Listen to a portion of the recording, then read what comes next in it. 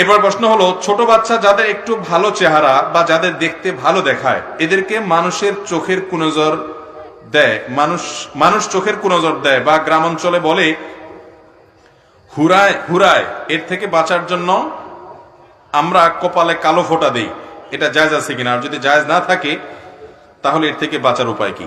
দেখুন, ছোট ছোট বাচ্চা ফুটফুটে সুন্দর, এদের প্রতি যদি দেখতে অনেক সুন্দর, যে কোনো জিনিস খুব বেশি দেখতে সুন্দর হলে তার প্রতি বদনজর লাগে। আল্লাহ আইন ও হক্কুন, বদনজর লাগাটা হাদিসে আছে, এটা সত্য, এটা কোনো কুসংস্কার না।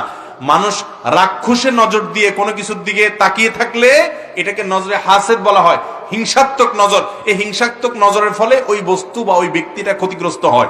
এই ক্ষতিটা মানে অনেকটা স্পিরিচুয়াল ক্ষতি, অনেকটা ভেতরগত ক্ষতি, যেটা আমরা দেখতে পাই না, যার কারণে আমরা অনেকে এটা বিশ্বাস করি না, অথচ এটা হাদিস দ্বারা সাব্যস্ত।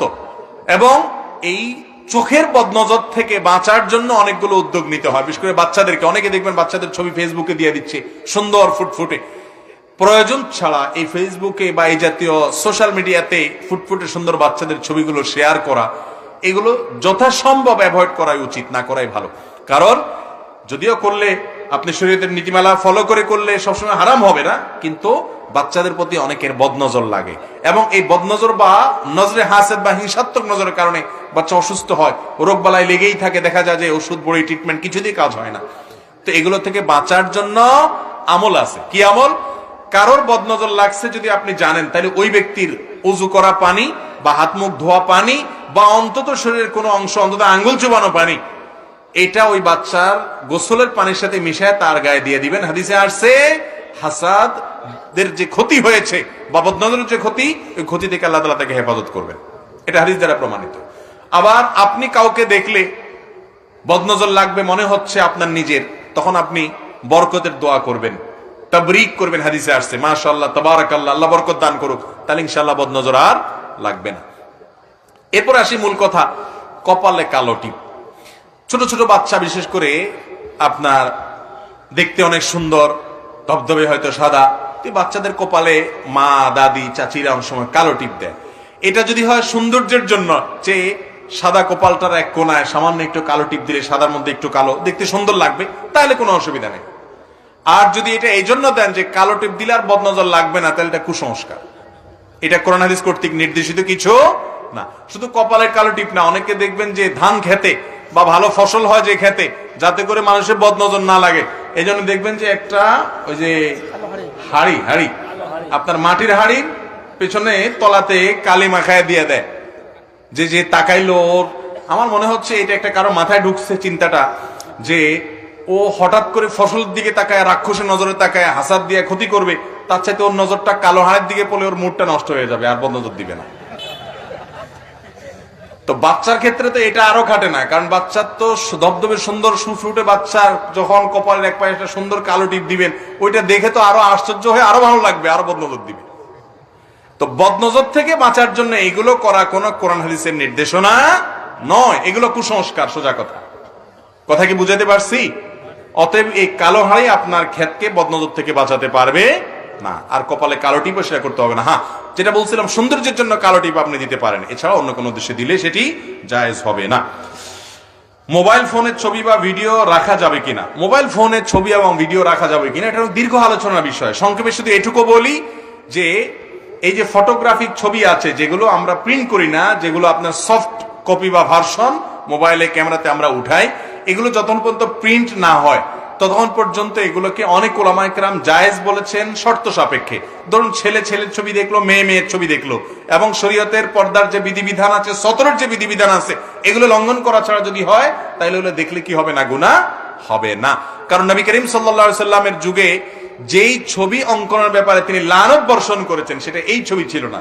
সেটা ছিল একজন মানুষ পাশে বসে থাকতো, আরেকজন তাকে দেখে দেখে আরেকটা অবয়ব তৈরি করতো, আরেকটা হুবহু। আর এখন হলো যে আয়নাতে যেরকম একটা মানুষকে বাইরে একটা দেখা যায়, আয়নাতে তার একটা ছবি দেখা যায়, 5টা আয়না রাখলে 5টা আয়নাতে 5জন দেখা যায় একজনকেই।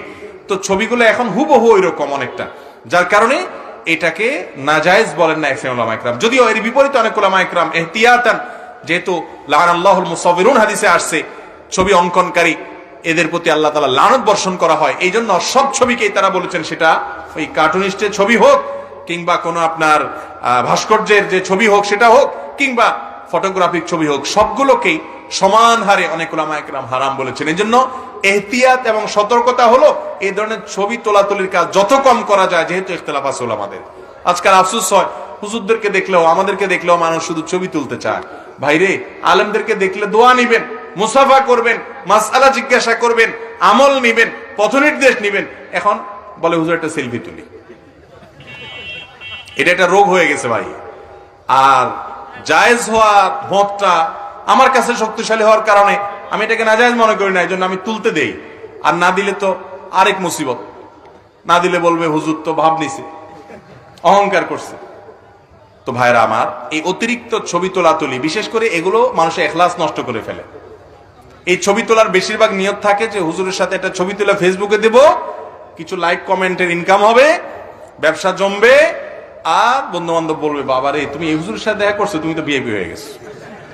তাইলে দিন শেষে অর্জন হলো ভাবসাব। এগুলো আমল নষ্ট ছাড়া আর কিছু না ভাই। আল্লাহ তাআলা আমাদেরকে ইখলাসের দৌলত দান করুন। যারা এখনো অসভ্য, ভাষাহীন, সভ্যতার থেকে বাইরে, তাদের ব্যাপারে আল্লাহর ফয়সালা কি হবে? এই বেচারা বোধহয় কারোর উপরে খেপা আছে, অস্পষ্ট। দেখেন, ইমানদার কখনো মুখ খারাপকারী হবে না। নবী করিম সাল্লাল্লাহু আলাইহি ওয়াসাল্লাম বলেছেন, লাইসাল মুমিনু বিত্তাআনি ওয়ালাল লাআনি ওয়ালাল ফাহিশ ওয়ালাল বাদি।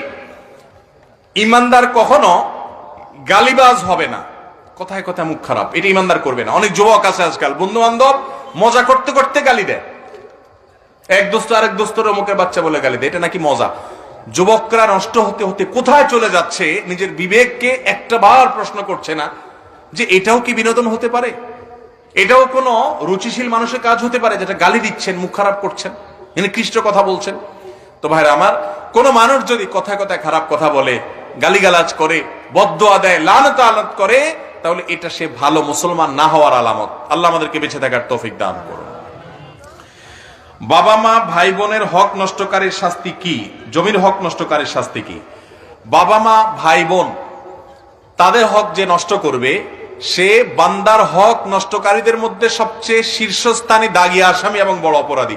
অনেক লোক আছে নামাজ পড়ে, মসজিদে যায়, দিনদারিতার অন্যান্য দিক তার মধ্যে আছে মাশাআল্লাহ, মাগার বাপের সম্পদ, মায়ের সম্পদ থেকে ভাইকে ঠিক মতো দেয় নাই, বোনেরটাকে মেরে দিয়েছে, আছে না নাই? বাবার ন্যায্য অধিকার আদায় করছে না, তার ভরণ পোষণ দিচ্ছে না, মায়েরটা দিচ্ছে না, বা তাদের সাথে সদাচরণ করছে না। মনে রাখবেন, রাস্তার ডাকাত, রাস্তায় চুরি করা, ছিনতাই করা মানুষ যতটা অপরাধী হবে, এই লোকের অপরাধের মাত্রা কোন কোন ক্ষেত্রে তার চেয়ে বেশি হবে। কেন বেশি হবে বুঝেন। নবী করিম সাল্লাল্লাহু আলাইহি ওয়াসাল্লাম বলেছেন, ইন্নামাস সাদাকাতু আলাল মিসকিনি সাদাকাহ। সাধারণ গরিব মানুষকে দান করলে শুধু দানের সওয়াব পাবেন। ওয়াস সাদাকাতু আলা যিল কুরবা সিলাতুন ওয়া সাদাকাতুন। আপনি যদি আপনার নিকট আত্মীয়কে দান করেন, ডাবল সওয়াব পাবেন, দানের সওয়াব, আত্মীয়তার বন্ধন রক্ষা করার সওয়াব। ঠিক একই ভাবে এবার আসেন, রাস্তার মানুষের হক নষ্ট করছেন, গুনাহ একটা হবে, আর আত্মীয় স্বজনের হক নষ্ট করছেন, নিজের আপন ভাই বোনের হক নষ্ট করছেন, গুনাহ কয়টা হবে? দুইটা। এক হলো আত্মীয়তার বন্ধন নষ্ট করলেন, আর একটা হলো তার হক নষ্ট করলেন। ভাইরা আমার, যারা অন্যের সম্পদ বক্ষণ করে, আল্লাহ তাআলা কোরআনে কারীমে বলেছেন যে তারা তাদের পেটে সম্পদ ঢুকায় না, জাহান্নামের আগুন ঢুকায়। অতএব বেঁচে থাকার চেষ্টা করবো তো ইনশাআল্লাহ। ভাই বোনের হক দিতে একটু কলিজা লাগে, কলিজা। অনেক লোক আছে ভাই বোনের, বাবা মার সম্পদে ভাই বোনের যে ন্যায্য হক আছে, এটা হিসাব করে দিতে রাজি না। তবে যিনি ঠকে গেছেন, মনে রাখবেন আপনার খুব বেশি ক্ষতি হয় নাই, কারণ কেউ কারোর সম্পদ মেরে তার কপাল শেষ করে দিতে পারে না। কত ভাই বোন দেখবেন যে তাকে তার ভাই বোনরা হক নষ্ট করেছে, আল্লাহ তাকে লক্ষ লক্ষ কোটি কোটি টাকা ঠিকই দিয়ে দিয়েছে, আছে না নাই? অতএব আল্লাহর প্রতি ঈমান রাখবেন এবং আপনি সবর করবেন। আর যারা হক নষ্ট করেছে তারা কবিরা গুনাহকারী, ফাসিক, তওবা করে হক ফিরিয়ে না দিলে তারা কোনো অবস্থাতেই আল্লাহর কাছে ক্ষমা পাবে না কিয়ামতে। জামাতের নামাজ আদায় করার সময় মুক্তাদিরা ফাঁকা ফাঁকা দাঁড়াবে নাকি পায়ে পায়ে কাঁধে কাঁধ মিলিয়ে দাঁড়াবে? হাদিসের আলোকে বয়ান করবেন।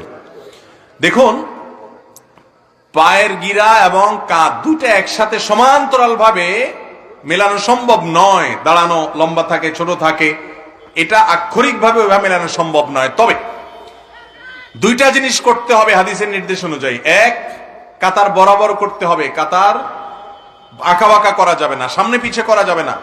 এই জন্য গোড়ালির সাথে গোড়ালি, কাদের সাথে কাঁধ দেখে বরাবর করতে হবে। কারণ নবী করিম সাল্লাল্লাহু আলাইহি সাল্লাম বলেছেন, কোন জাতি যদি কাতার বাঁকা করে তাদের অন্তরগুলোকে আল্লাহ বাঁকা করে দেন। তাদের মধ্যে ইখতিলাফ, মনোমালিন্য তৈরি হয়, মত পার্থক্য তৈরি হয়, মিল থাকে না। আর আরেকটা বিষয় কাতার সম্পর্কে খুবই গুরুত্বপূর্ণ, তা হলো কাতারের মধ্যে অযাচিত ফাঁকা রাখা যাবে না। কাতার যথাসম্ভব মিলিয়ে মিলিয়ে দাঁড়াতে হবে।